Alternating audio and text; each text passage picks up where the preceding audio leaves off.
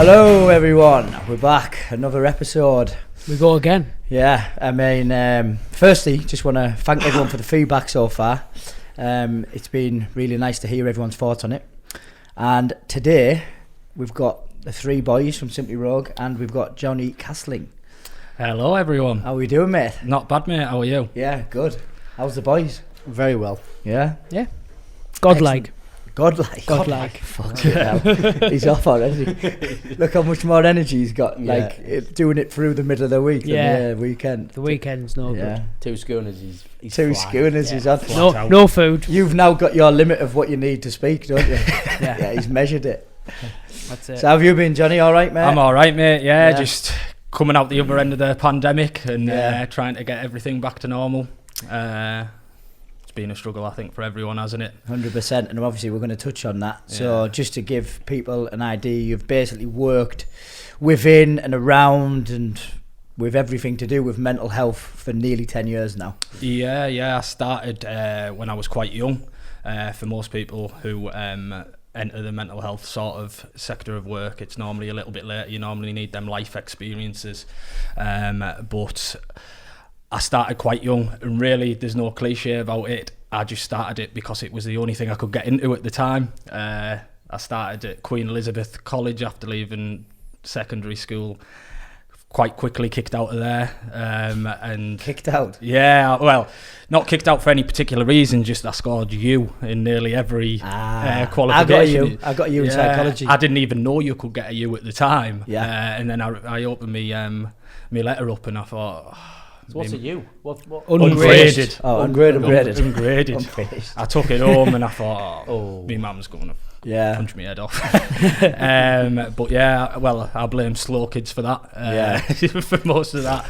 Tell you what, we can probably blame a lot of mental health problems for slow kids as well. Yes, 70 pence VKs and the like.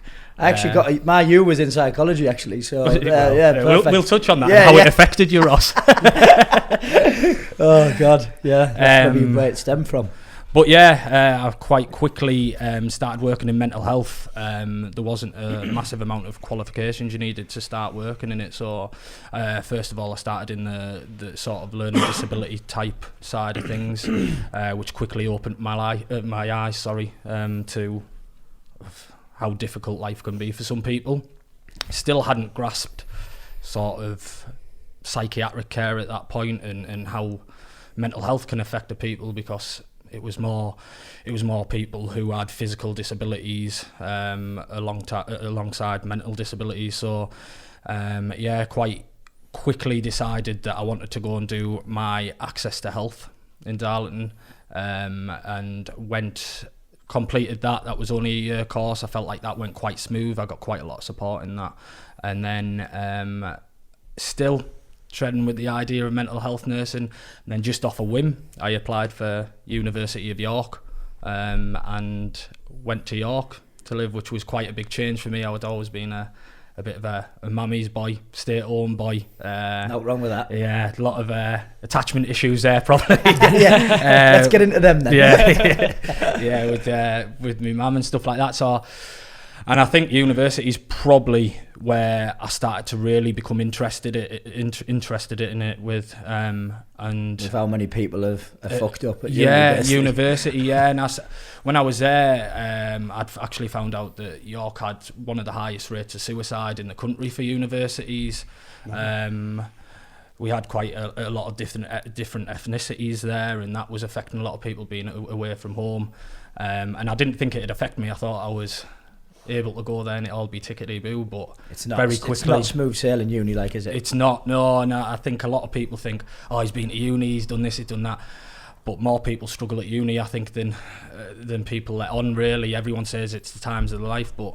Well, that's what I touched on a few weeks ago, where it literally chews you up and spits you out, and it does, man. Like, yes, there's like so many good things about it, but you are just, you like you say, you've basically a kid thrown into the wild. You have to fend for yourself, but then with that you have the pressure to go out every night. Yeah, obviously you want to a little bit, but there is that kind of like peer pressure that you're getting pushed to go out every night. And yeah, I mean, you don't really know yourself then yet. You don't know anything to do with your own mental problems, and then you're doing all that at the same time. Yeah, like I say, I think everyone's the same, but people tend to hide it a little bit better or a little bit guarded with it. Some people love it, and I think that's just predisposition of someone's social background and what they're sort of into. But I went and immediately I knew I was going to struggle. And at that point I thought, I'm getting quite interested in becoming quite insightful into myself and how I can manage this at university, because I needed to. I knew I needed some coping mechanisms to get me through it. I'd been home within that first week. Yeah, I was a little bit older than the rest of my sort of cohort. How old were you then? So I was 22. Right. 22. Still yeah. pretty young to start age. To start looking into yourself at 22. It's still young, isn't I it? think 22 is probably worse than like 18. Yeah, you're a bit lost at 22, aren't you? Like, yeah, you think you know more, Yeah. but you don't. Like, yeah. I think 18, you're completely clueless. Yeah. 22, you've been to uni, you think, oh, you've done a bit more, a few more jobs. All of a sudden, you think you're an adult. Yeah, but so you're then not. you think you've sussed it, then you realise Like, you completely I always think don't have a like clue. I always refer back to my age at 22 and like how much of a different person you are. What were you like at 22, Mark? I was pretty much An the same. animal. But, no, I was going out a lot more. What were you wearing? But I can't even remember. Or I don't want to remember. Was that the flat cap and checkered shirt? No, that phase? was just leaving school. That a lot of leather. yeah, no, that probably did start to get. 100% I probably boy did start. boy. Yeah, I probably did start Boy jeans. getting into 22. Probably started getting into like leather jackets, skinny jeans, biker boots. Oh, so not much has changed then. Not much. No, not in fashion wise, really, but like yeah, Hell of a lot in mental side. mentally, yeah, mental. Jay, like, what were you doing at 22? I can't even remember. I can't it even was that remember. bad. Yeah, it was just big blur, innit? Yeah. 22. Oh. Where were you working? I think I've just been made unemployed. Yeah, 22. I've just been made unemployed from quite a long time job, and just Oh, was that when you were doing your trade? yeah, Right, and I was just yeah. partying all the time, like every Yeah. weekend, and Lost your head a bit. yeah, no, but yeah. We can talk about that in a sec, can't we? Don't do this to me. Yeah, I thought it was plain sailing up until that point, but I can remember when I was unemployed just before that point, and that knackered me probably more than anything. It was, my head was in the shed at that point, and then when I'd applied for University of York, I thought, this is my way out, and all of a sudden thrown into the big wide world. So yeah, I went to University of York, worked in a range of hospitals there, still getting to grips with sort of myself, and I was really becoming interested in male mental health specifically, and how the male mind was working, and I kept seeing friends of mine and pals sort of being affected in different ways by different things, and it was interesting to me on why certain people were affected by certain things. But at the time, I can remember my first placement being a sort of forensic service, and forensic services are really with people who have been charged with sort of a crime, but are detained under the Mental Health Act. So the reason for the crime was possibly something to do with their mental health. And Which some people like, I think you overlook it, because when someone commits a crime, but then they get sort of, it gets put onto them that it was something to do with the mental illness. Mm-hmm. Some people are like, oh, it's just an excuse and that, but obviously you've seen the real effects of that. Yeah, and I became quite, throughout the years at York, I became quite numb to it, because I was working with the extreme of mental health, but there's actually this grey area that all of us probably delve into pretty consistently at times. Some people might not, but from my experience, most of us do. So yeah, I was very interested in getting to grips with that grey area and understanding. Is that grey area, has that got a name, or is that something? Yes, I was working with sort of people who had committed crimes or were quite high risk, but the people who were just walking around day to day, who was possibly experiencing sort of low mood or elated mood, or in the difference between that, so someone who felt at times quite suicidal, or sometimes became very hyperactive. That to me was very interesting, and I was seeing it at university. I was seeing people guarding themselves through it. And then me and one of my pals at university, Charlie, we set up a little campaign called Men for Mental Health. And Charlie ran with that in York, and it did really well. And he helped a lot of individuals through things in York with that, and just sort of signposting services, making sure people knew where to go if they were ever experiencing these things. Yeah.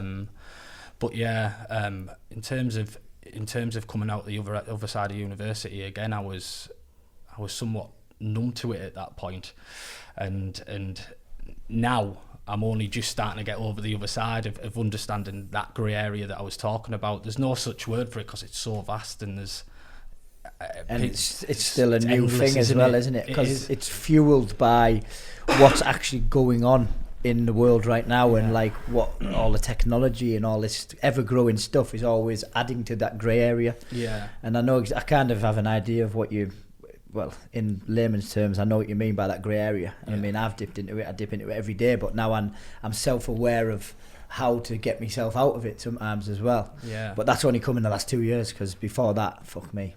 Yeah, exactly. Yeah, I mean, I thought it was very interesting what you'd spoke about with other guests and sort of with Brad and people like that, when you touched on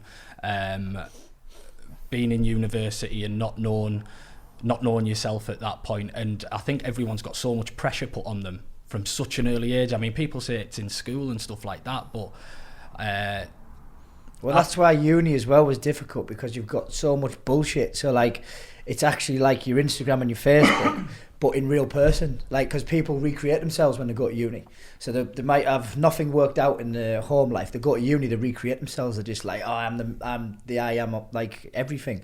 But they're actually, really, they're just as troubled as anyone else, but they're putting a good front on. So then you think he's got it all worked out, or she's got it all worked out, and you think, why don't I? Yeah. Social media is the devil, isn't it? Yeah. Instagram's the worst thing happening to our generation. Yeah. 100%. And it's our generation now that are really getting to it. I mean, I can remember when I was a kid and it was MSN. Yeah. And now we're going through that. The younger generation who are at college now and 18 years old, it's going to be more and more things, and the pressure. I mean, MSN was wild. It was. Who had a webcam? Add me, Johnny Casavdalo. Remember the nudge? But yeah, and I think Ross likes underscore. Go on, say underscore. it. But yeah, like spelled LYKS. Z. Yeah. No, it's Z. Like Z, double Z, capital Z. I mean, even for just example, Mark's looking at me like a piece. I think I was the only person. My MSN name was just Mark Sowerby. Sowerby. Yeah, it What, was. Mark Sowerby? Yeah, Mark and Sowerby. Mark Sowerberry. the email that I used is still the email that I've got to this day. Mine was, but mine got hacked that much that I Well, can't even yeah. get in now. Oh, fair Oh, enough. man. Yeah, mine was ross2k4@hotmail.com. Yeah, Mine was I didn't do it. appalling. I just did Mark Sowerby at Hotmail. Fucking yeah, it's so predictable, isn't it? Yeah. What was yours? Fucking chips and gravy. Chips and gravy. Chips and gravy Yeah. at hotmail.com. Yeah. Chips and Is gravy. that a bad one, Johnny? or Doddy, Johnny Cass, I think. Nah, I I wasn't just fucking.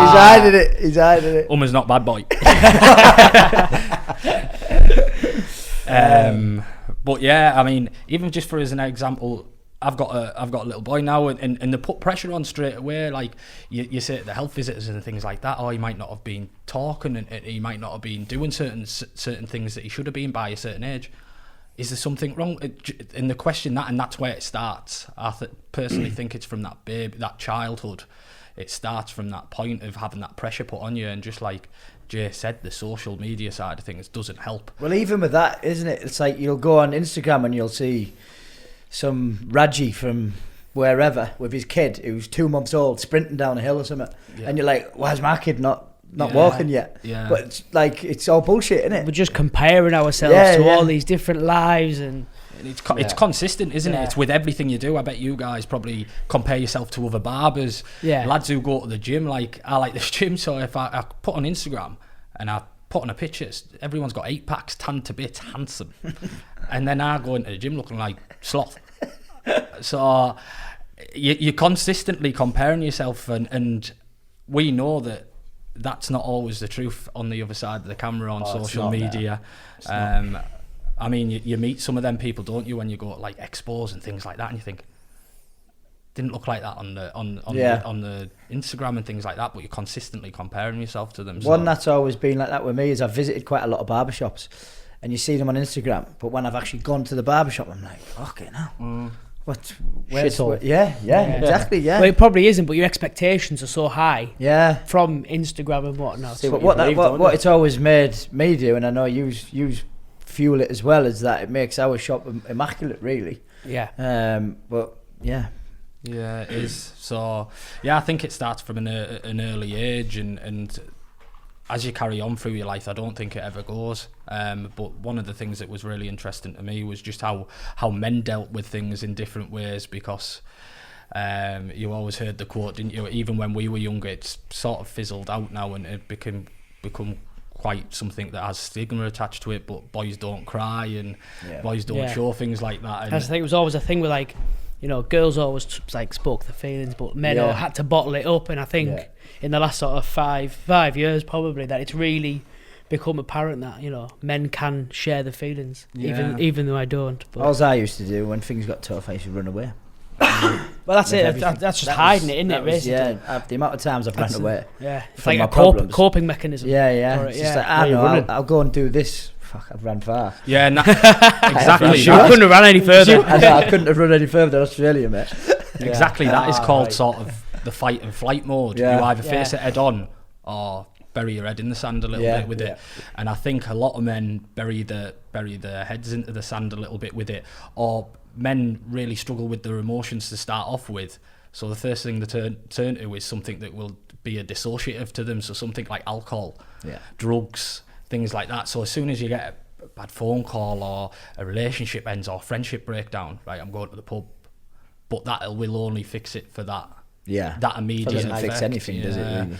And then going forward, it's never a long term, never a long term sort of coping mechanism. Nah. So I think it's just about highlighting awareness of I've always said that the key thing for males, and this is from my experience as well as a nurse and working as a nurse, is you've got to keep your routine. No matter what happens, you've got to have structure. It's once your structure's broke, that's when things are going to become difficult for you. Yes. And I think if you can do that, if something happens in your life or a life-changing event, and you can, for the first 2 weeks, you can keep that structure, you're going to be all right. So you might stop eating so much. Your sleep might take effect. You might not want to go to the gym. You might not want to come to work. But if you can do that for just that small time frame, it will be all right by the end of it. Yeah. I think as well, like what's helped me the last 2 years is I've just become very, very aware of all my feelings. Yeah. So like I might have a bad day, but I can pick up straight away that my brain is starting to become negative. But I can get that within a few hours now, whereas a few years ago, it would be 2 weeks before I even notice I'm in a bit of a hole. But by then, I'm like a snowball effect. I'm already in a slump where I can't bring myself back to that quick. It'll take me a month to get back out of it. But it's just, for me, it's always just been aware of them negative thoughts. Yeah. But it's took me the last 2 years of writing, reading, and just educating myself to even get anywhere close to that. But it still happens now. Yeah. But like, awareness is huge. Just aware of just when you start beating yourself up for something. Yeah, because when you start sensing something like that, or a stressor in your life, and you start sensing that, that's when you've got to do something. Too many people leave it too late until you're in crisis. And once you're in crisis, reading your books, listen to your Conor McGregor videos, listen to your motivational videos isn't going to help. You're in crisis at that point. You need to get yourself out of it from that point. But if you can stop that getting anywhere near that point, you're never going to hit it. Yeah. And that's why I say about sort of that structure and making sure, so something bad happens, right, go to the gym. You're going to feel like shite. You don't want to go, but go. Just go. Even if you're not doing anything at the gym, be around people. See that there's more to life than just you sat in your bedroom overthinking things, or in your living room thinking, oh, what do I do next? Yeah. You've got to branch out that little bit and put yourself out there, no matter how shit it feels. Yeah. And I think that's a big thing. And I've always sort of followed the model. It's called the biopsychosocial model, and I've done this all the way through my nursing, and it's been sort of, the first side is biological, which is your predisposition, your genetics. All of us have family who've probably suffered with mental health issues, and will that affect me as anyone in my family had it, and am I more prone to it? Your psychological, so which is like your thinking and your mindset, and sort of, are you a positive person, are you quite a negative person? And then your social, who you're surrounded by, your friendships, your relationships and stuff like that. I think if you can be aware of each one of them, and even if you're writing it down and you've got it stuck somewhere, or you've got it on your phone, on your notes, and you're writing down your biopsychosocial model and what affects you with that and what you can help yourself with, I think that can be a massive benefit to most people. Yeah, it is. There's so many cliche sayings as well that actually are so true. As you've touched on one there, just the people around you. If you just have good people around you, my God, what a difference it makes. Yeah. And Mark's a massive one. With you've like not cut people out, but you're selective of who you have around you. Yeah. And like I've learnt that like the hard way and whatnot. And sometimes it's hard to, being around certain people, especially workplaces and whatnot. Do you know what I mean? I know a lot of people, maybe. Well, you're really fucked now. Yeah. Well. Oh yeah. But yeah, you don't cut people out. He's ours now. We've got him. Yeah. But you just distance yourself. But like just being around, it doesn't really. It's not like a quick fix, but if you just start surrounding yourself, it sounds like a broken record thing, but it really isn't. I just want to say, I didn't mean this place. No. Yeah. He's looking for a new job. Yeah, that's not what I meant. We touched on this. It's you have to work a year's notice. So, but yeah, if you just start surrounding yourself with the right people, you won't even notice a massive change to begin with. But after a couple of months, you're like, all of a sudden, your mood's just consistently better. Yeah. And it's just because you've got the right people around you. Yeah. And it's so simple, but it's very cliche as well, isn't it? And that's why people don't like it, because it comes across quite cringy. Yeah, it's almost patronising. Yeah. It's difficult to do as well. Yeah, it feels harsh, but it's so hard. Sometimes you've got to just so hard. Do it. And probably all around of us around this table probably class ourselves as probably lads who like to go out and have a drink and have a bit of crack at work and do things. Listen, there's been a lot of days lost because of these drinking days, haven't there?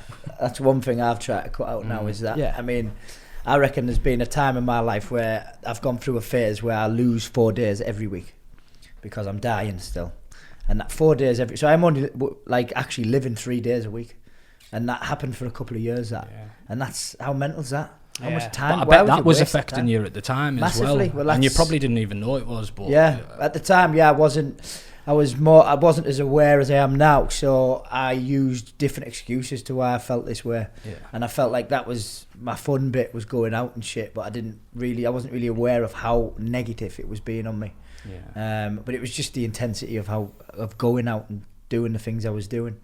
So it wasn't, you could go out every week if you do it properly, if you do it in moderation, but wasn't in my nature then. It seems all quite simple to work out, doesn't it, and figure out, but it's not. And at the time, it never is. And I think one of the things is, it's being spoken about more. My group chat with the lads I grew up with is being a godsend for a lot of the lads and helping each other out and putting things into it. But I think if you mention it too much, even me as a mental health nurse, I'll be like, like, when if there's an advert, mental health advert or something, I'm just like, fucking not this again. Do you know what I mean? But and that's only been in the last 5 years. We're all right, man. Leave me alone. I'm fine. Yeah, I'm fine. Leave me alone. You go home and cry in your bedroom all night. Listen to Vanessa Carlton all night long. Who's that? Making my way downtown. Don't know who that is. I know it is now. Yeah, you sang it brilliantly. Thank you. Reminds you of White Chicks, that. Yeah. And then, so I was really interested in that grey area, and as a mental health nurse, I've been able to see people from all over the world really come in services and be affected by different things, usually quite extreme things, as I say, but stuff like your drug-induced psychoses, like we all know it can be quite a social norm to go out on a Friday night and you see the lads in the toilets and they're having a scoop or the taking things, and you think it's just that social norm that'll make you feel shit for a couple of days, but it's, to some people it means they're sectioned after that day. I've seen some of the most unwell people. One night out? One night. Just one of the most unwell people I've ever seen. So basically something triggers a chemical in their brain and that's it. Some people are just prone to that, yeah. So they could be completely healthy before that night. Yeah. And just because of the drug they're taking, it can section them. Yeah. Mental. Because of how they reacted. I mean, one of the most unwell people I've ever seen was just one night off mushrooms. One night. But I mean, people think mushrooms are pretty harmless as well. And obviously there'd be loads of arguments that they are and stuff like that, but obviously you've seen it. Yeah. It's scary. So that one night triggered something in their brain. Yeah. And that was almost game over for a few years, whatever. Yeah. And to be fair, it's not to scare people because but it just happens. But because I see it on a regular basis, I just know the effects it can have on people. Sort of things like your cannabis and stuff like that that's so heavily used and has become a social norm as well, is the effect I've seen that have on people is unbelievable. Yeah. Unbelievable. Some of how unwell people can become off using cannabinoids or illegal eye or anything like that. It's scary. Some of the things you can see just from something like that a lot of people do. Yeah. It's just so normal now, isn't it? It's just so natural. And well, listen, the real pandemic really in the world is cocaine now, isn't it? It's hell, isn't it? It's like, it's everywhere. I reckon more people take cocaine than they do drink. Yeah, 100%. As in, like, some people won't even drink alcohol when they take it, so it's more of a normal thing than alcohol. I reckon, like, the majority of dial-up, I don't know if it's probably everywhere you go. It's everywhere, yeah.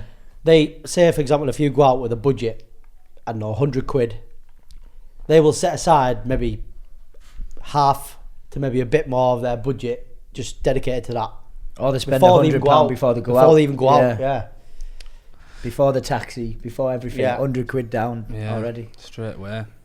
Yeah. So yeah, a lot of that sort of thing, it actually scares me more than anything. It's not like an anti-drug campaign or anything that, but it just... I was just about to say, you're not really saying, because I mean, a lot of people will be completely pro-cannabis and stuff like that. There's loads of benefits. It's probably saved some people's lives, blah, blah, blah. But what you're saying is what you've seen, basically. That's all. Yeah, it's my experiences. If I worked in somewhere like a THC clinic or something like that, you'd see massive benefits from it. And that's why there's an argument on both sides of the fence. But from what I've experienced, I have seen that sort of stuff. So there's not... And we're not putting down people who take cocaine and stuff like that, because also we're not perfect. No. Like we're just chatting. Yeah. And I think that's one of the things we touched on before. The dissociatives, they take you away from your normal day-to-day cognitive functioning. And most individuals, some will take it for recreational use, but a lot of individuals take it to mask issues that they've already got going on in their life. And that's when you start seeing addictions and things like that. So you hear terms about people who have addictions and that they don't deserve some of the treatment that they get in health services and stuff like that, but there's always something underneath it from my experience. So I think it's just key in understanding that and not judging anyone, whether that you're pro-cannabis, anti-cannabis, pro-cocaine, anti-cocaine, it doesn't really matter. You just need to have that awareness. I think everyone always says just being aware why you're taking it as well, isn't it? I mean, like, as long as you don't slip into this kind of cliche of taking it to become happy, which goes for anything really, which is something I used to do as well, is that I used to search for happiness in external things, and it fucked me up for years, because I was never going to be happy. Nothing's going to make me happy other than the things I've already got. Because you're always looking for something rather than appreciating what you've got. Yeah, the next high in it. That is so true, Mark. Like, the grass is always greener, isn't it? It's not, but it's not though, is it? Yeah, that's one thing I've learned in the last few years, is just appreciate what's around you and what's happening now. as opposed to, it's like, you know, like careers and whatnot. People always like try and aim for like a promotion or something, but you'll always be looking for that. This is just one example. Looking for that next step. It's like education as well. Like you're always looking for that next step, and some people like they don't come out of education until like they're in like the late 30s, maybe even 40, and you know when's it going to stop? Like just appreciate what's happening around you now, and like everything that's happening to you and all the, you know. Well, this is what I used to do. I've always just been a dreamer, right? Yeah. So I daydream. At night I think about things, and I'm always just like, oh, I want to do this, I want to do that.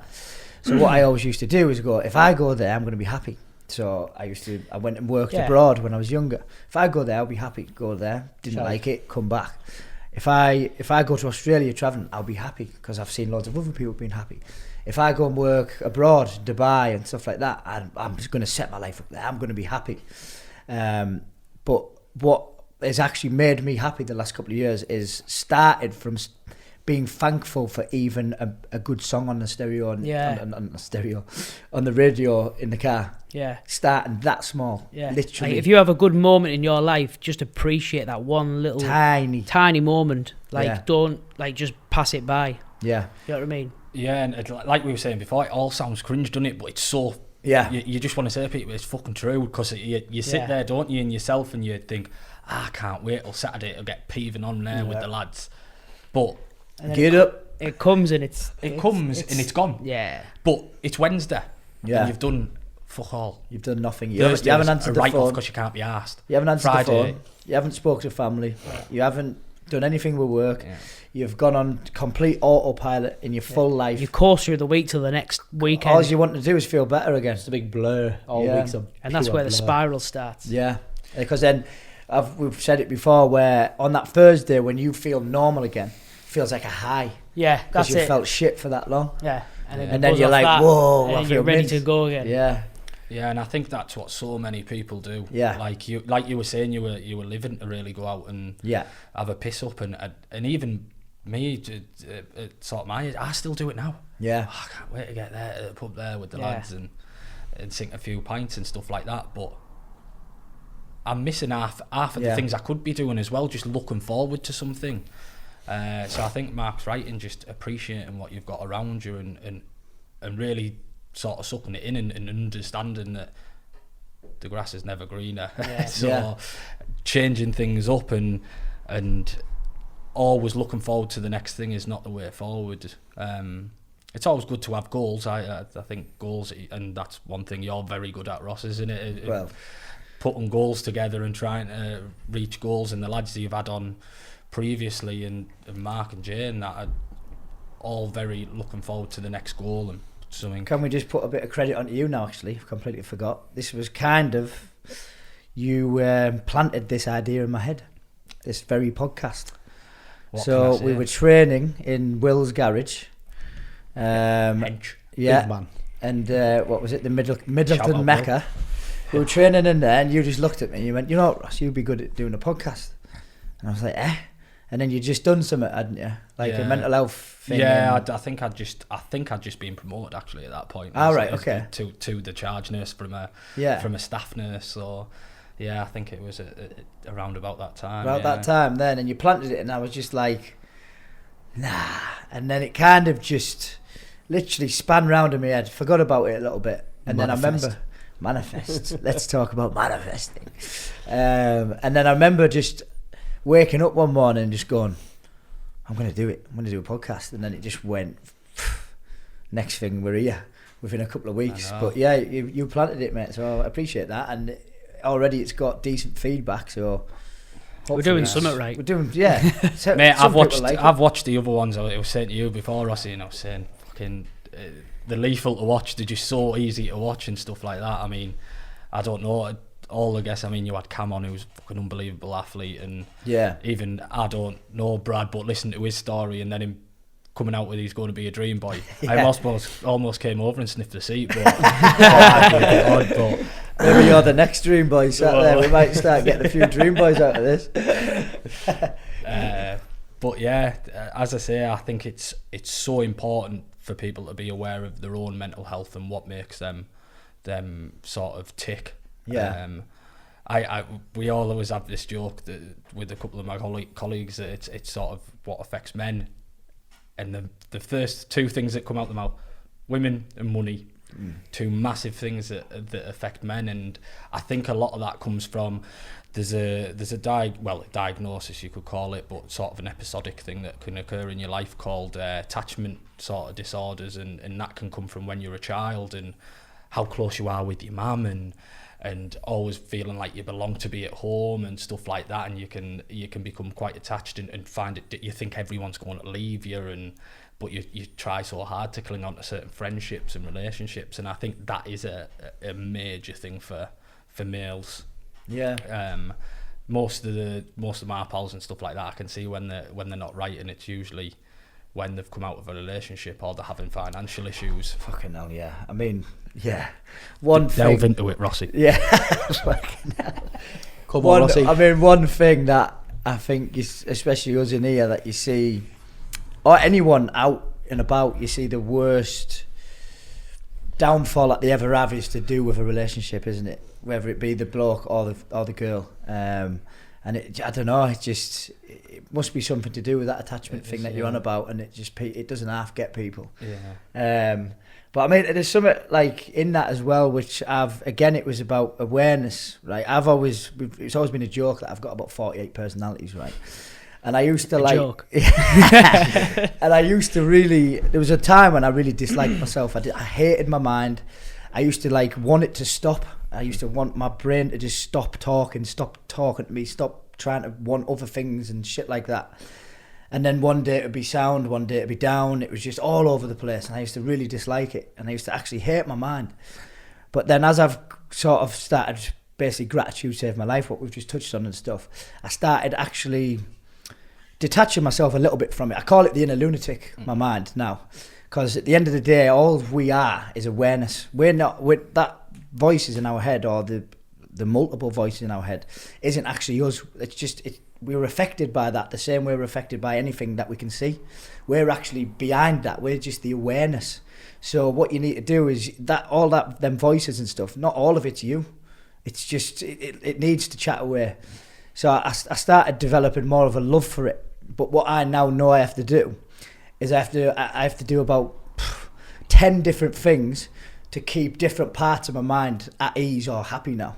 So whether it be going for a walk, going to the gym, going for nice food, sometimes just being by myself, being near water. So all these things I've learned just to keep my active brain in balance. But I'm fine with that. Like, I've learned to love that. Do you know what I mean? So the same thing that keeps me up at night, the chatter and stuff, is the same thing that drives me to keep moving forward and trying to be the best I can be and get other people to be the best they can be. Yeah. So something that I really didn't used to like about myself is my main asset now. Yeah. So it's just about, again, just learning things that work for you.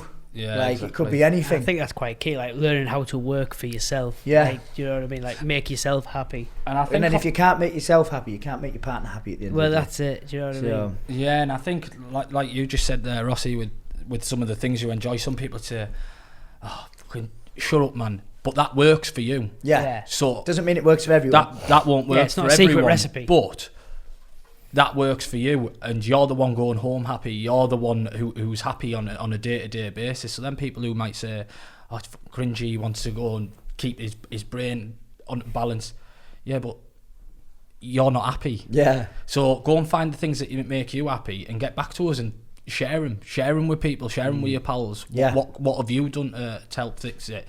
I mean, one thing I will say from what my experience, and I think all you guys will probably agree with it, is females are the stronger sex by a long shot. They are mentally... And that's no exclusive. Mentally a lot stronger. That's just the truth. So they are the stronger sex. They're the best. They're the best at arguments. Yeah. They store things from like a year ago. Keep it quiet. Yeah, and then they wait for that moment, and then you say one thing. It's brilliant, though, isn't it? Boom, boom, boom. It's like a velociraptor. They just come at you with 6 different things, and you're just like, "Oh, I heard he didn't put my plate away." Do you know what I mean? And you're like, "Whoa, where has all this come from?" Yeah. You're Oh talking my about God. that flight thing you were saying you were running. Oh, Straight, mate. flat out down the street. You what? What was that? He's talking about me running away. I've done that a few Just times imagine as Rossi, well. arms up the lot. Bum, bum, bum, bum. Big old stocky shoulders knocking into cars.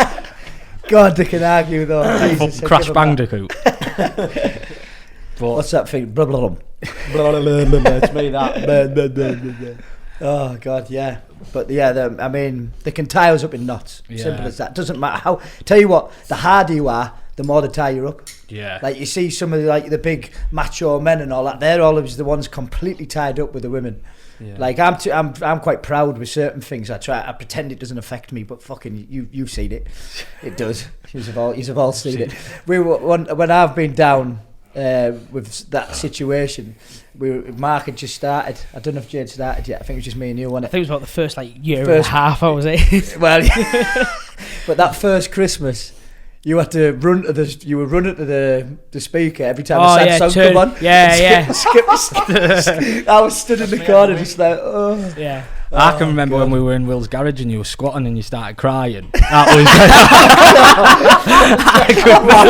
Bastard.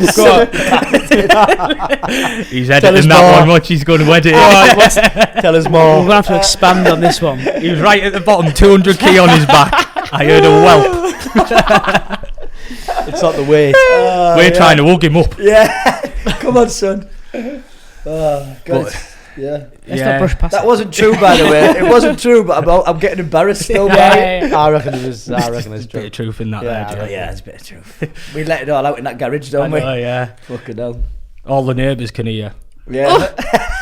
Yeah, just three lads going to this gym, door closes and all so you're just yelping. And everyone Quite a small comes out place with just as well. boxers on, sweaty as fuck. No good. Got a weight or a piece of clothing inside. Good session, lads. Full of pre-workout. What are you on about? Oh, God. But yeah, as I say about sort of that sort of being aware of yourself and stuff like that, it is spoken about more. But along comes with that is the negativity that you're going to get along with speaking with it. You're going to get the shit with it. Don't think everyone, if you're going to cry for help or try and put yourself across like you're struggling, which you should do, is going to be positive and help you, because they're just not. No. This is something as well that even my dad taught me from a young age, is that you've got different people for different situations, and knowing who to talk to when you 100%. need to talk about a certain thing is paramount. Because Yeah.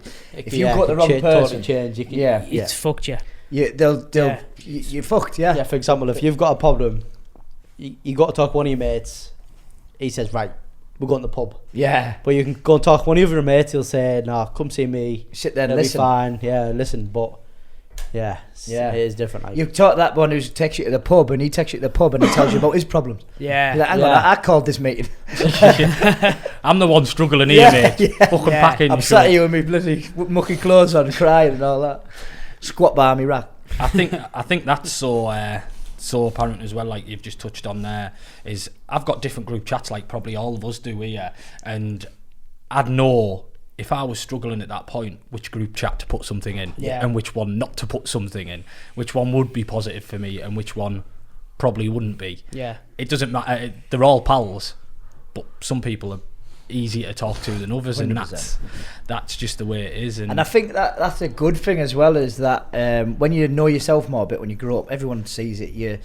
You meet different people and you create instant connections when you're a bit older and you know yourself more, because you're more honest and you just cut through the bullshit and you just connect more quickly.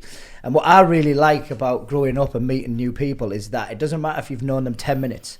If you create this connection with them, they could be on the same level as a mate you've had for 20 years straight away, just because you feel like you know them that well. It doesn't matter if you've known them 2 seconds, but it's just mint, because I mean, there's me, you and Will, we haven't known each other that long, but I feel so close to you. And I've got other groups, like you say, you've got different group chats for different things and stuff like that.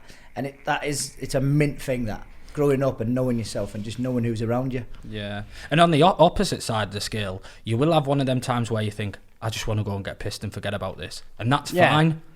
you'll have a pal to be able to do that with. Exactly. He's probably not the pal that you're going to go to and say, look, mate, I'm really struggling here. But is it good for that one night? Yeah. Yeah, it's fucking hellish. I think we all love that release, don't we? Yeah, Oh, you need right. it. Yeah. Like, Sometimes it do, like when you do it right, it completely resets you, doesn't it? like I'm a big believer. Like I don't really go out much anymore. Christmas party. Christmas That's it, once a party, year. yeah. I'll go out maybe once or twice a year, but I need that once or twice a year, and it needs to be a big blowout, just for that pressure to be Yeah. released. You can Because feel it yeah, build up, can't you? like definitely, and I know when I'm ready for it, Yeah. and it's a nice release, and you don't feel as But then, hungover. I mean, I know you get it. there. I know you get it, Jay. But like that, like excitement that builds up, and you're just like vibrating with energy, aren't you? You just like get me on the drink Every Friday. every week, every day for you. Can we all just address that Jay shaved his head as well? Whoa. Again. What's that got to do with And this? I like it now.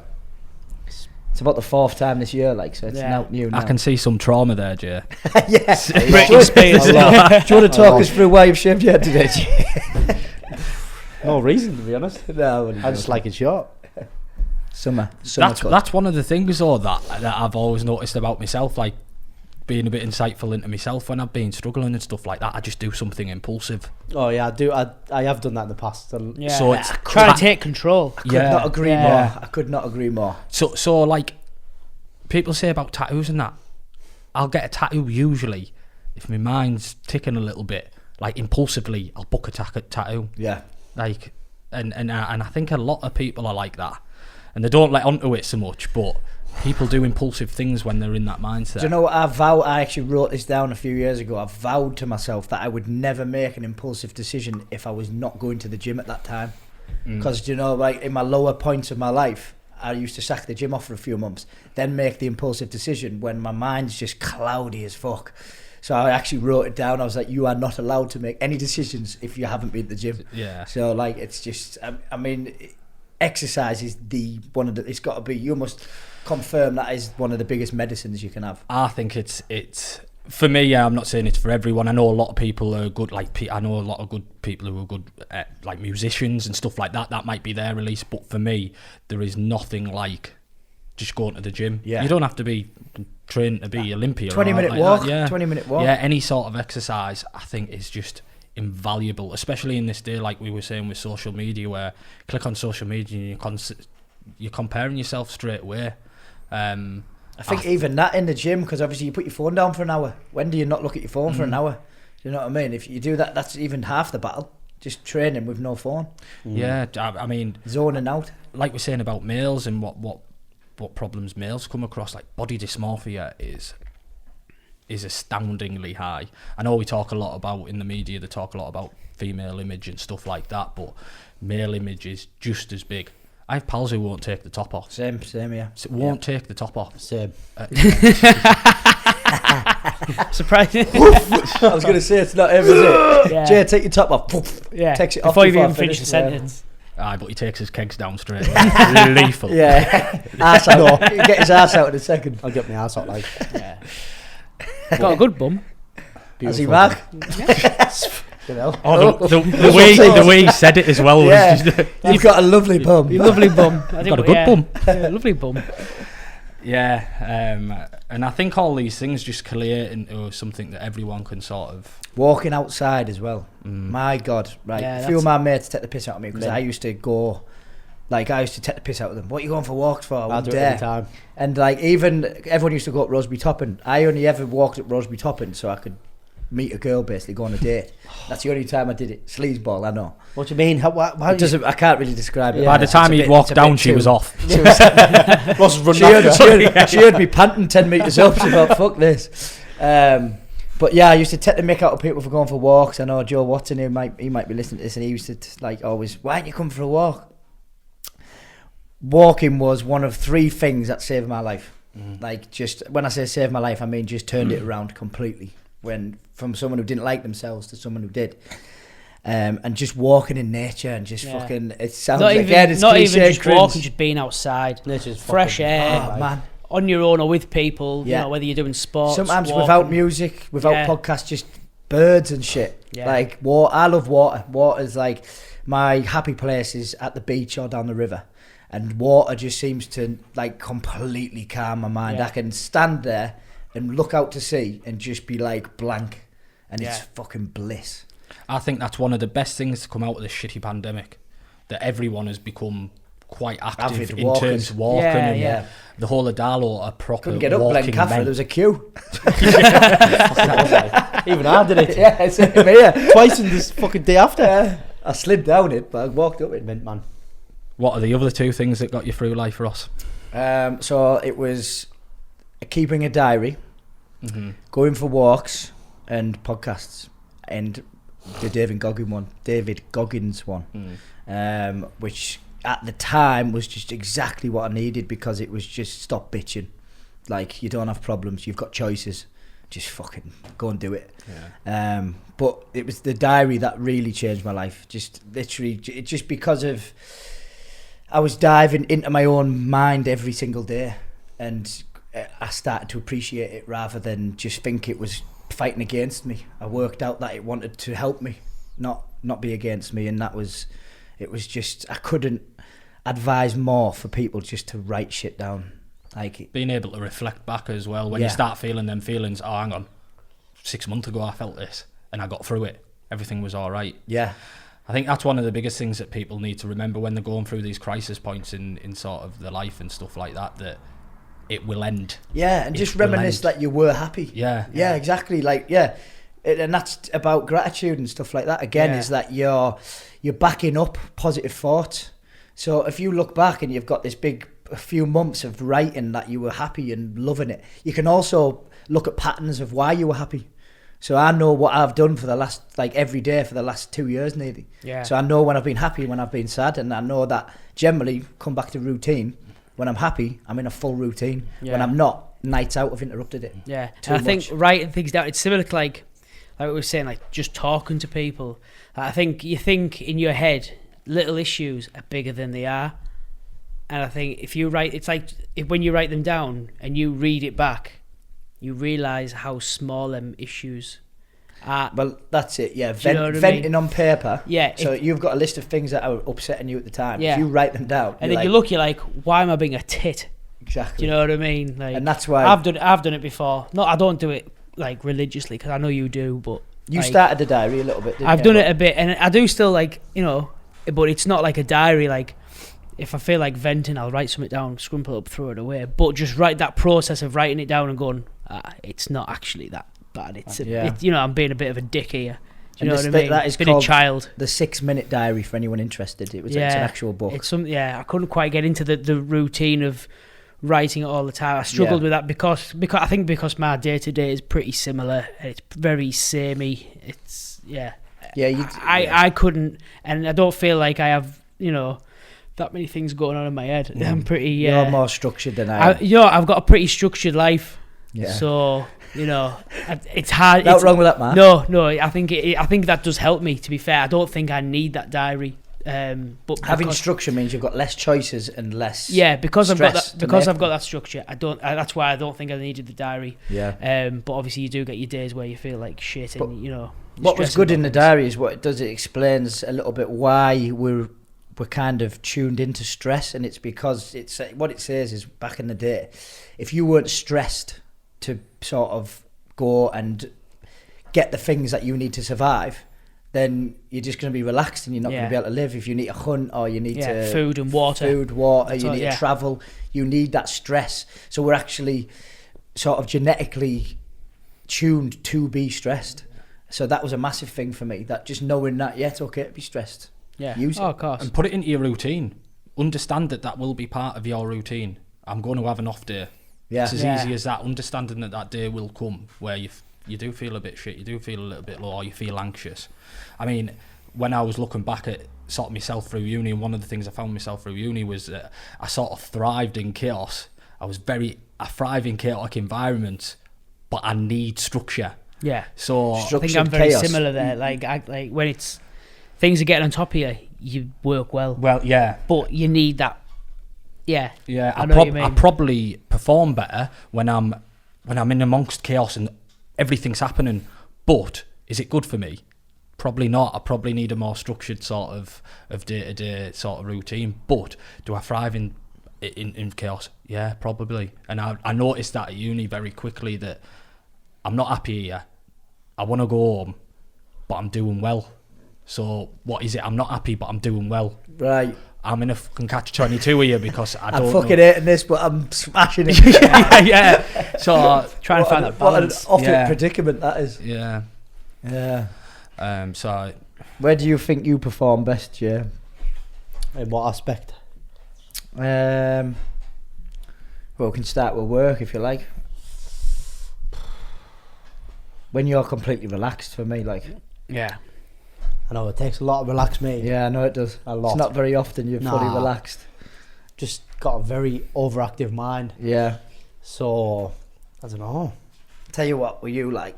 I mean, you had a lot in common with Brad in the fact of expending energy. Yeah. And I don't think I expend my energy that I should. Yeah. I've got a lot of energy and I don't use it. Yeah. And when it comes out, it's either... A lot of the time it's bad energy. Like, yeah, well, it can use have it a in negative bad way. effect. Yeah. Do you know what I mean? But the thing is, your energy. I love your energy. Like, I bounce off you. Like Yeah, when it's great. you're on, right, and you like sort of feed this energy like out of you. Like, I'm like it fuels me and it fuels people around you. Yeah. So you've got this like beautiful energy in you that you can actually like really direct into something mint. It's just about finding how to continuously do it. If I come in a bit down or a bit tired or something, and then you come in bouncing about, He's mint, isn't he? yeah, instantly lifts the Even if he comes in, and it's not but the best, but even if he's slightly like, comes in a bit like that, he's still bouncing about and still happy in that. you know, So he does. He can brings the energy of everyone else around you. He does energise the room, like. So. and that's probably like Jay's saying. He has a lot of expenditure in his energy, but maybe uses it in more of a negative way sometimes. Definitely. Whereas you can see when you were watching Brad, he's got a lot of expenditure in his energy, but it's all positive, Yeah, probably 'cause coming he's out learned. of him. But he's He's learned learned. to that to do that. And Yeah. that's probably an age thing as well. The older you get, you learn to deal with it a little bit more. Definitely. I mean, I have pals who just nothing phases them, and I just think you lucky.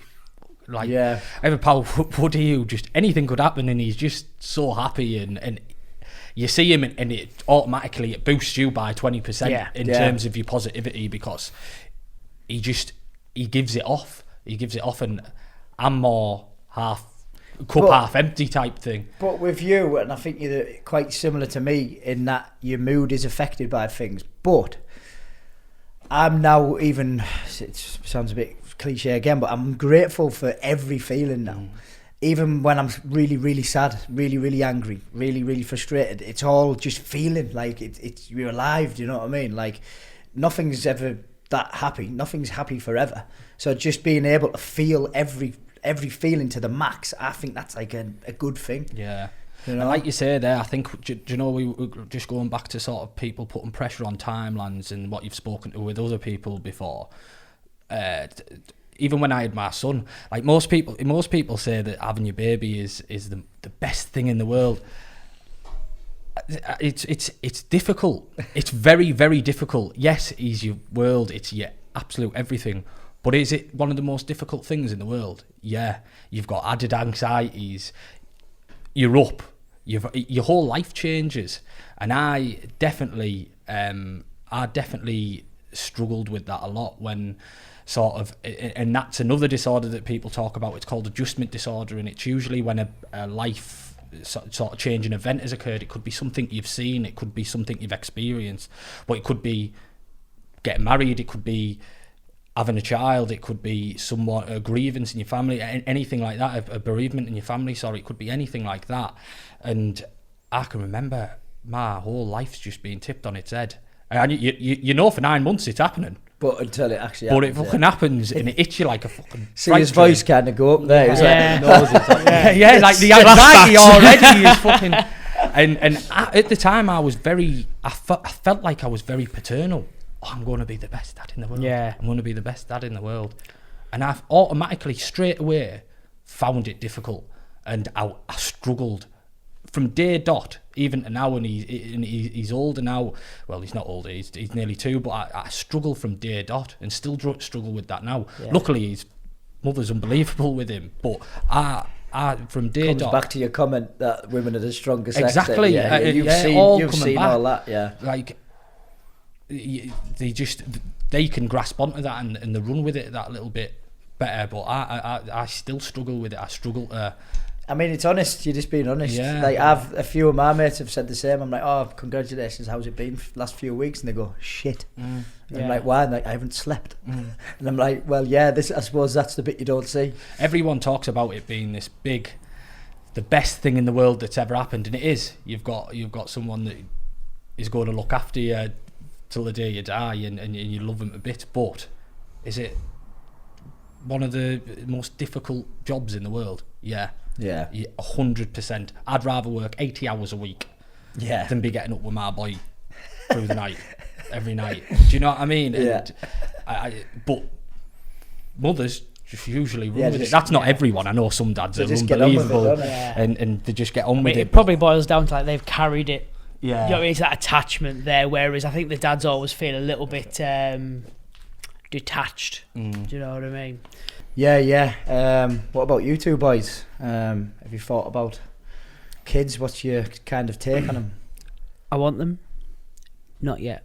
Yeah. I want to be mentally and financially stable in my mind to bring another life. Yeah. Here. Same. Are you ever ready though? Well, no. This is one thing I always say. Like, I don't think anyone's ever ready. Like, it's not me wanting to be ready to have a kid, because I reckon like no one's ever ready. But I think I want to be secure in myself mentally and financially. So do you know what I mean? Like, I want to be happy where I'm at to then go. You're not happy, Mark? No, but like I want to be happy. Like, tell me about it, Mark. when you have kids, like, what's the matter, Mark? In my opinion, like, this is like, it sounds horrible as well, but from my point of view, like, your life almost stops, because everything you do then from that point is for that child, right? And it should be. But at the minute, I don't feel like I want to stop my life for someone else's. Yeah. Do you know what I mean? Like, in the nicest way possible. Like, yeah. Same with me. I think I'm more scared of giving up everything I've got for someone else. If that makes sense. That's it. Same as you, It's not like I'm not scared. I just don't feel like I want to. I'm just being selfish, but it's not selfish because there's nothing there to be selfish. Do you know what I mean? It's a strange one, but yeah. But I do want kids eventually. Yeah. I think we all probably do, but I'm the same as Mark. Probably financially. Obviously, I'm a kid myself, so I need to sort myself maturity out first. And financially. Obviously, mistakes happen. Like, yeah. Why did you say that so? I don't know why that came out like that. He winked into the camera and said mistakes. Yeah. I don't know if you were looking at me. I don't know where it came from. At me. Maybe he was looking at both of us. No. But yeah. That's a different thing altogether. Yeah. But yeah. House. It's everything happens for a reason, really, doesn't it? Yeah. So I think, like Ross said, you're never going. No, you're never ready. Nah. And I think, like, are you ready yet?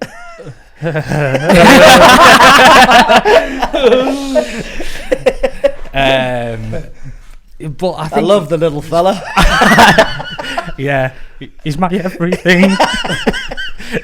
But I don't think you're ever ready for it. And like you two said, you've got to be all them things, and you've also got to not feel like you're quite young yourself still. I think. I mean, I'm 27. I still feel like I'm 18 sometimes. Yeah. When I'm getting butterflies about going to meet the lads at the pub, I think, tell me about it. John, what's going on here? Yeah. You're 27, like, chill out a little bit. But I think that, like you said, is just that blowout stage that everyone needs. I think it's like the dad figure, though. Like, you look at your dad and you're like, he knows everything. Do you know what I mean? He has every fact under his belt. If you ask him anything, he knows the answer to it. Oh, he'll have a go. Oh, yeah, he'll just wing it. Like, obviously, he's just, like, he wings it. But, yeah. So you're ready then? Well, I'm pretty good at winging He is a dad. Like 100% dad. he's gonna soon enough. He will be walking down Redcar Beach. He will have a backpack on with his baby in it. Turtleneck. He'll have sandals with socks on. You should have seen me walking Won't the dog. be his baby. Accidents happen, don't you know? Mistakes. Yeah, no, I feel like personality-wise, I'm pretty daddish. Yeah, as it is now. You're about as daddish as you can get. Yeah, like I think I'm more daddish than my dad. Yeah. So. I don't know. Pete's very daddish. Very daddy. Yeah. We've all got Pete's as dads, haven't we? Yeah. All Pete. Oh, really? Yeah, Peters. Yeah, it's a criteria. I was going to say, is that on the CV? Yeah. Yeah. It has to be. Pete's only. Christy broke the mould then. Yeah. What's her dad called? Can't remember. We'll call it just a lad thing. Like if you're a guy, your dad has to be called Pete. Yeah. That's it. Pete. And if you're a woman, you've got to have daddy issues. Yeah. I think we've all got them, haven't we? See Ross's face. That's the exact face he pulled on that squat rack, I'm telling you. I was on the bike ride the other night with the same thing. Ross!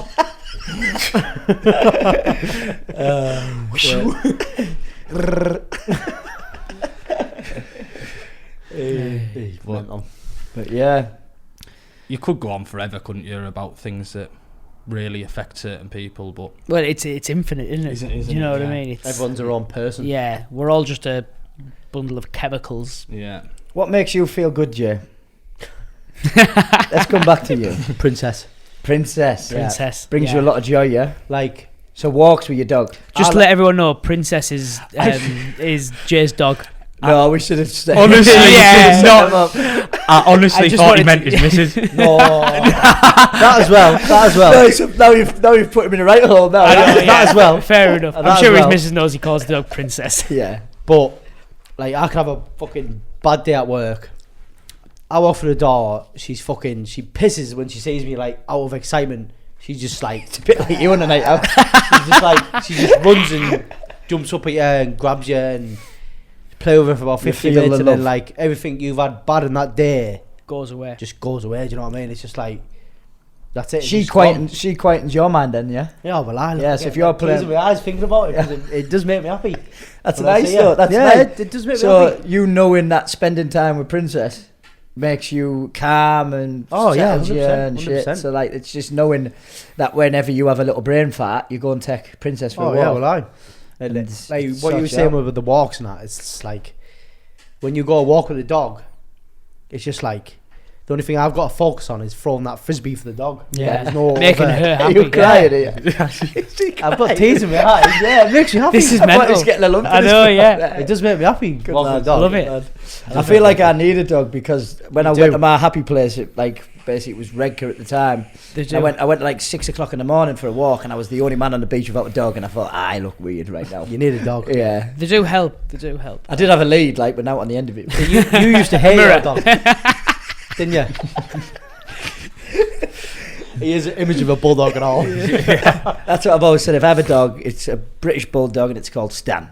Stanley when it's a puppy. Stan. Winston. And it just sits next to me. When it's been so naughty, that's Stanley. Yeah, Stan. So he Come sits next to me on the couch, watches Who Wants to Be a Millionaire, and just eats sweets. Why he wants to be a I don't millionaire? know, I was watching it last night. Oh, I don't mind Jezza. It is a great show. But you Better used to than hate your talent. dog, didn't you? Yeah, well, I'd never had dogs growing up, and then when No? Did you have dogs growing up? No, because I'm No. and then when my girlfriend moved in with me, Why not?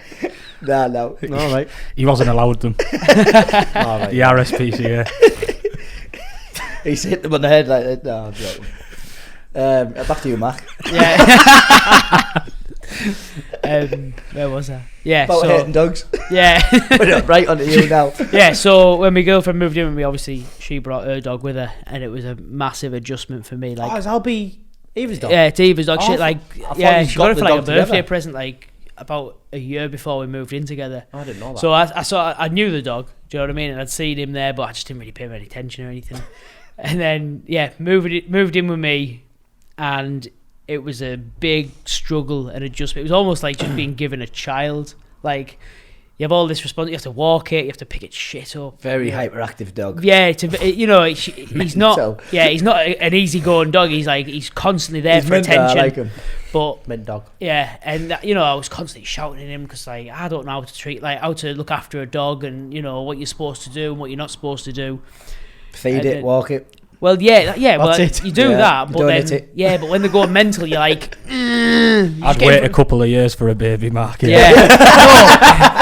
No, but this is like lockdown hit. You can't lock your kid outside the garden. No, but lockdown hit, and now we're best friends. Right, You know what I mean, spending that much time together, you know, getting to know each other, basically. that connection. Yeah, It's that's fucking it.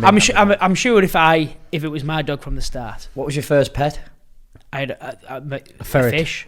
All I've had is a fish. Goldfish. Yeah, that was it. But Nothing else? lasted. Actually, one lasted quite a while, and then the other one lasted about a week. What did you do with it? I didn't.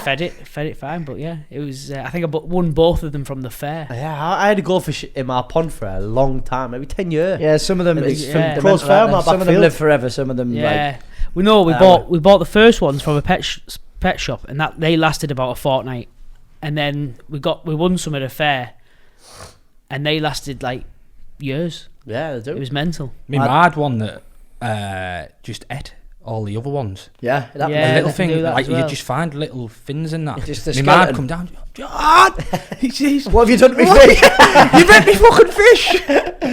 My dad had koi carp at one point, so it was his prized possessions, man. yeah. He was out there every day, pH levels. He had a little fountain. He had to like temperature. There was herons about that you had to put nets above everything. He went away for the summer, and I had a party, and I got in it. And I swam with the koi carp, and the pH levels never been the same ever again. I'm surprised. Sorry, Dad. The fish caught clap as well. That's what I caught it off, honest. It was the carp. My first pet was a rabbit called Lucy, and she was a little bitch. She used to run away all the time. Was it a house rabbit or a garden rabbit? A garden rabbit. It used to claw you, wouldn't let me pick it up. Really? And then it used to run away. I think my sister had one as well. I can't remember. It was called Hazel or something like that. And then they used to run away. My dad used to chase him around the street with fishing nets. One day, What do they hate? I came home and he said, "Oh, they've run away. They never come back." I was like, "Yeah." He's took got them. rid of them, and We're having rabbit pie for lunch for tea. we're having game pie. Yeah. Was it game? I don't know. No, Maybe not. it's rabbit Yeah. game. I thought it was more like it's yeah, game, is yeah. it? Yeah. They all I thought have it was just, like, mixies as well, birds don't you they, shoot. around Darlow? All Remember of all the rabbits used to have their eyes closed and that? When I was in school, every rabbit had no eye, like their eyes were closed and it had a disease called mixies. I think it was hand-made disease Yeah. that the farmers had fed to the rabbits to get them Ah, away from the house. right. Yeah, Okay. fuck off. Yeah. Yeah. There you go. There's a little fun fact. Yeah. Yeah. Fact of the day. Yeah. What was your first pet? I had a dog when I grew up. Oh yeah. It died when I was like 16, 17. Never. So I've always wanted a dog since. But since that, my mum, she couldn't have a dog. Yeah. It's a rad. And she said, nah, we're never getting another dog. And then obviously when I met Katie, she was like, look, obviously her mum's dog was having pups. So I said, look, we are getting a dog out of this. I've always wanted a dog.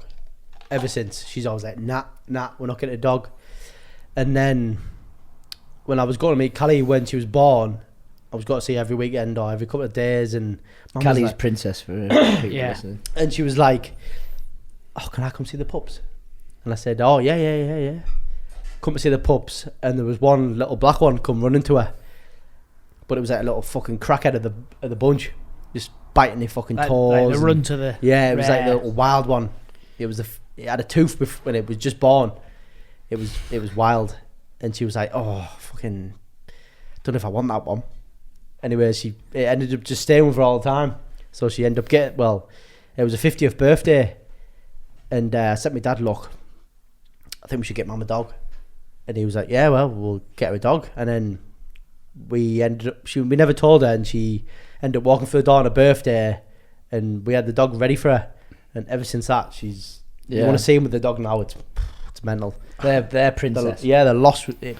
It's weird walking in your house when the dog's not there because you're that used to. Look how much love he's got for dogs. Yeah. It's beautiful. Yeah, but isn't you it? don't. If you don't Could you imagine? if you don't experience it, you don't know. Could like, you imagine walking in your house without Albie now? Yeah, it's weird, isn't it? Like, I It's walk massive in- company. he's innit? there, like you walk in, he's there at the top of the stairs looking at you, his tail's wagging. Yeah, it's And mad. you go, hiya.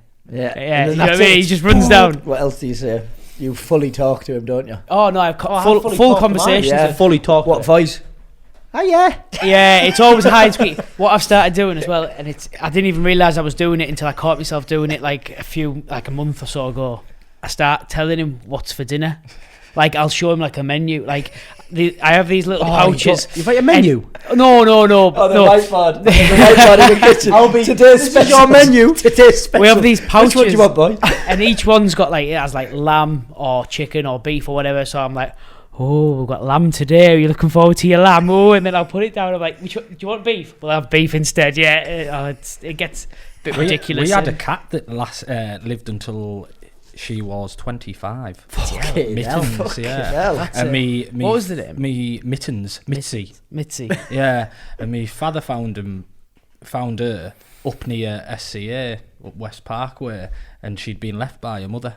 Never. And me mum looked after her until she was 25, and then she passed Are you away. sure they didn't just swap a couple of cats? Could have, because Don't kill my it'd have dreams. distraught me at that time with my abandonment issues. Yeah, you've just brought that up, Ross. Yeah. Thanks, mate. Thanks, I'm off. Oh.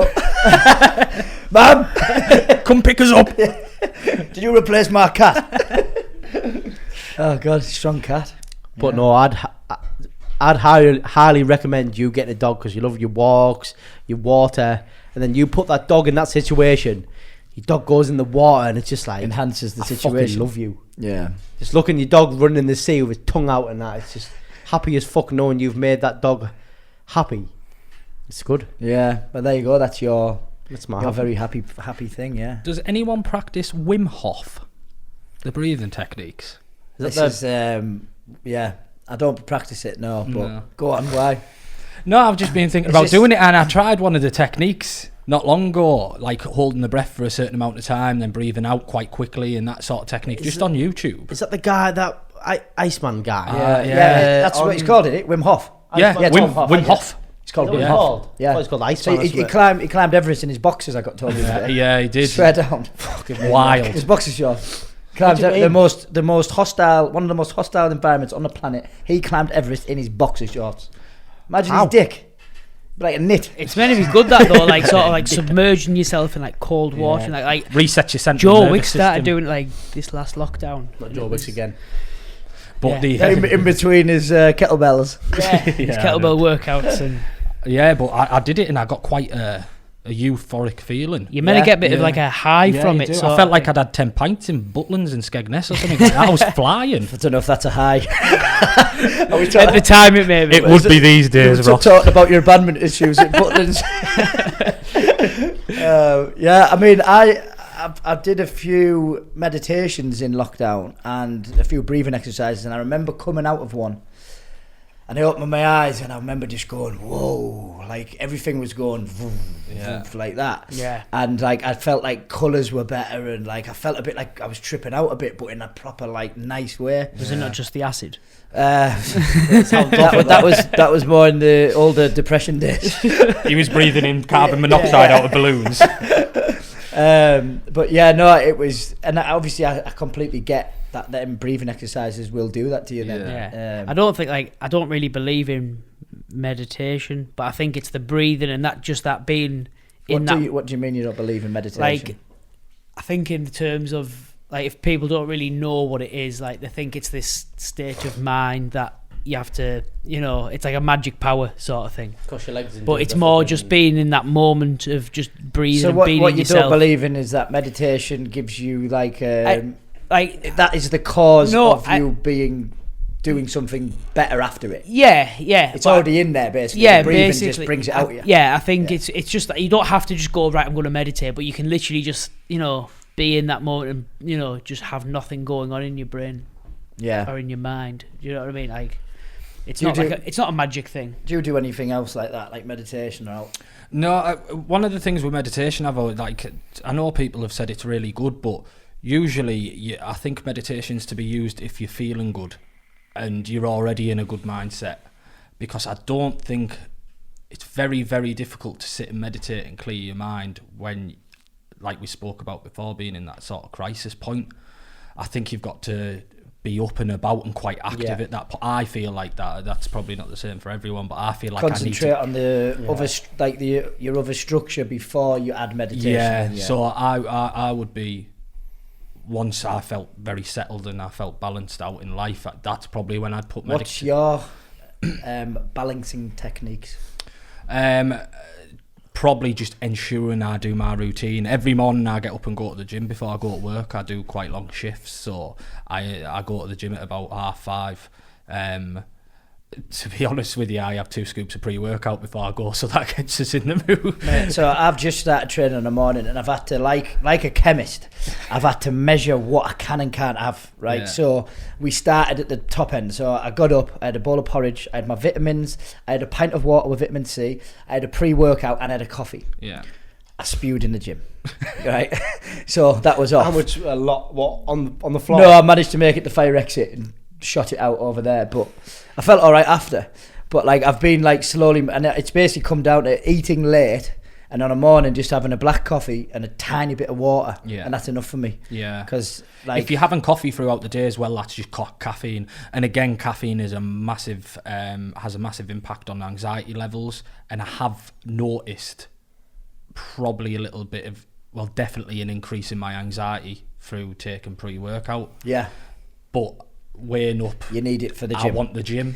That helps my mind more. Helping you train to the level that you want to train at, to get the results of that balancing effect after the gym is worth the caffeine. It's worth that probably added 3-4% of anxiety levels when something happens. But you're aware of that. Yeah, that's the most important. 100%. I mean, seeing my boy, that's always a big thing. Obviously, like I've said, probably seeing my boy, like Jay likes Princess. I like going to go and seeing my boy. That really helps me. But probably when I'm feeling good, I love a bath, and just to be able to. That's a new thing for me as well. Yeah, like getting in the bath. Yeah, having a bath and podcasts. Yeah. Podcasts are a big one for me. I read, obviously we've been reading and stuff, and I kind of had this theory anyway, but I've read a lot on you are what you listen to as well. Yeah. And if you constantly back up and listen to the people that motivate you, again, cliche as fuck, but it works. If you're constantly educating you with people that are in maybe a few more years than you, and they've got more life experience, and they're telling you about their experiences and stuff like that, it just helps. Yeah, my mum always says it, like with podcasts. Oh, I love silence. Like my mum will always say it when it's silent. Listen to that silence.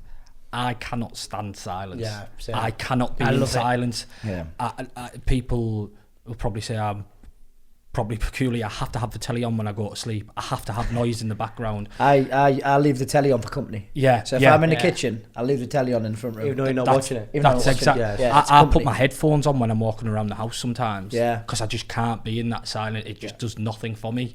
Whereas if I've got a podcast in my ears, I feel like there's someone there with me, or at least I'm not sat alone thinking about negative things. I'm thinking about what's going on here. Like Jay said, the only thing in his head is throwing that. So you're zoning out, but zoning out into a pretty positive place. Yeah. It's probably something. Filling your subconscious with good information. Exactly, really. Yeah. So probably most of my sort of information ever through training and stuff like that is just through podcasts, listening to podcasts. So I think, I'll go and train that tomorrow. I'll try that tomorrow. But silence has never ever done anything for me. No. And I don't think it ever will. No. Mark, do you roam around the house in silence? Yeah, but I do leave the telly on when I have to go to bed. Mm-hmm. But I've done that since I was a kid, and I think that's just something that I have to do now. Put it on sleep?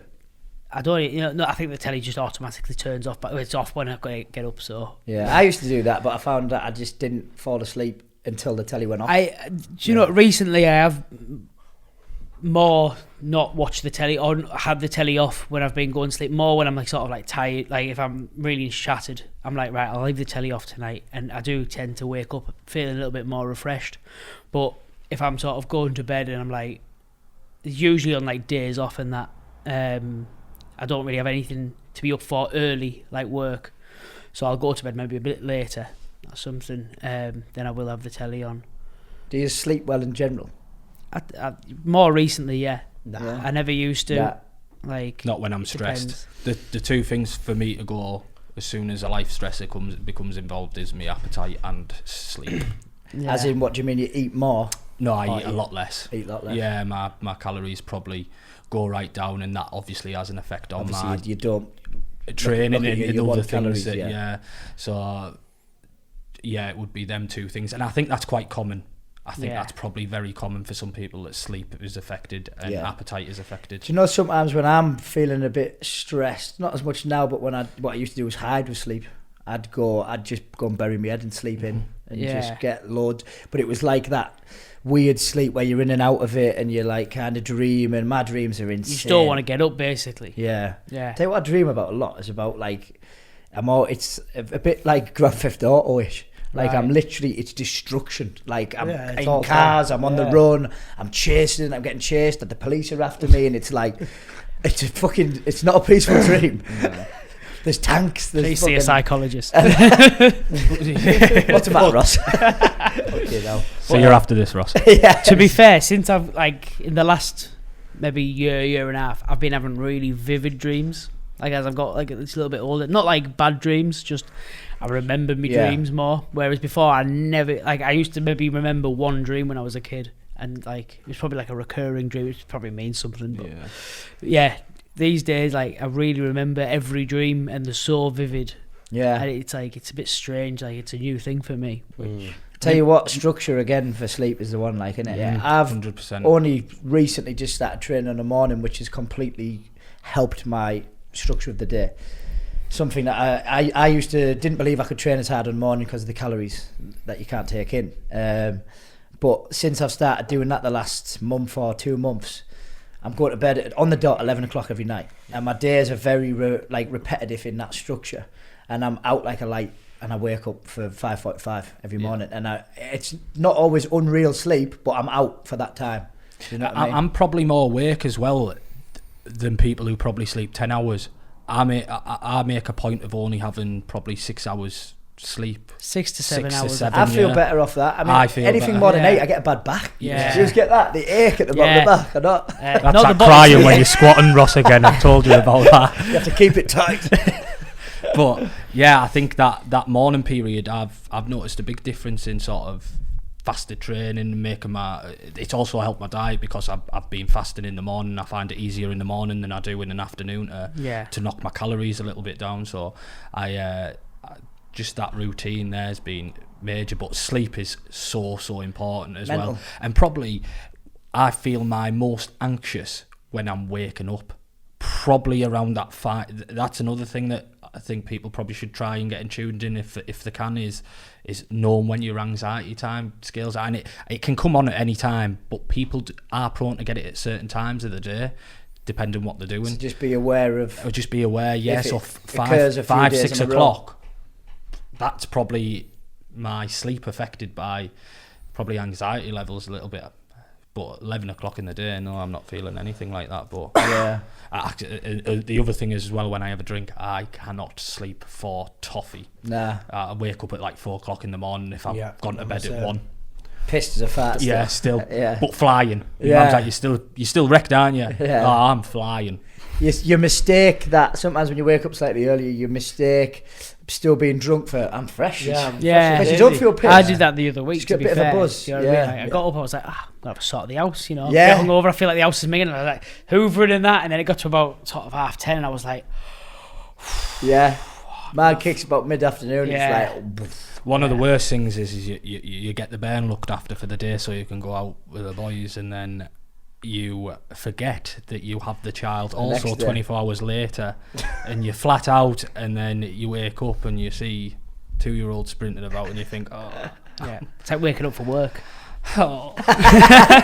it's your noise, Mark. It's your noise. That's it. We won't go into that just yet. No, definitely not. Episode 100. Yeah. Well, so if we get to 100, that's what you'll do that noise. Yeah, Oh, God. possibly. We'll stop at 99. Get us a couple then. of dragon soups and I want to Yeah, eat that- that after 10.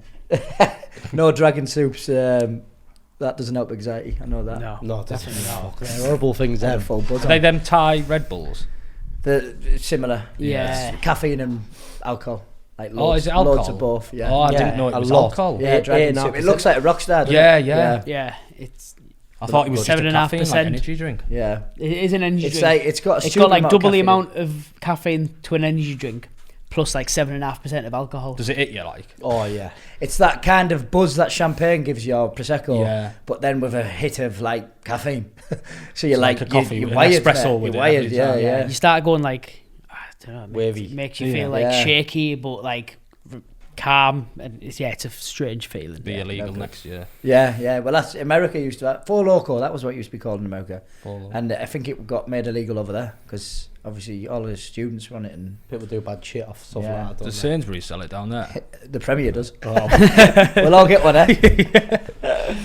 Right. Well, it's been a nice little journey talking about mental health. I think we've dived into a few bits, haven't we? oh yes. It's been class having you on, Johnny, mate. Cheers, it's been thank good, you. man. Thanks you, for lads. educating us a little Keep bit. smashing it as well. You're doing a fucking grand job. Like, Thank you very Lethal. much. We'll try Thank you our very best. But yeah, I mean, thanks for coming on. Thanks, boys. Thank you very much. Very well. See you later.